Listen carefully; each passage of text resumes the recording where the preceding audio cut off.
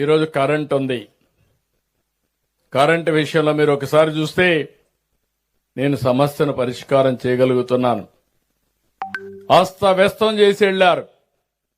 నేను ఆ రోజు హామీ ఇచ్చాను, నేను కరెంటు ఛార్జీలు పెంచనని చెప్పా. కరెంటు ఛార్జీలు పెంచనని మరొకసారి మీ అందరికీ విజ్ఞప్తి చేస్తున్నా. నిన్నే రివ్యూ చేశాను.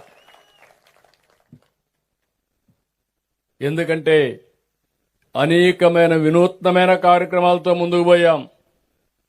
ఇంటి మీదనే కరెంటు తయారు చేసుకోవడం, సోలార్ ఉత్పత్తి చేసుకోవడం, మీ పొలంలోనే కరెంటు ఉత్పత్తి చేసుకోవడం కుసుమ్ ద్వారా, ఇంకా అవసరం సబ్ స్టేషన్లోనే కరెంటు ఉత్పత్తి చేసి అక్కడే ఇచ్చి ట్రాన్స్మిషన్ లాసెస్ తగ్గించడం, ఇలాంటి వినూత్నమైన కార్యక్రమాల ద్వారా భవిష్యత్తులో కరెంటు ఛార్జీలు పెంచకుండా క్వాలిటీ కరెంట్ ఇచ్చే పరిస్థితికి వస్తాం.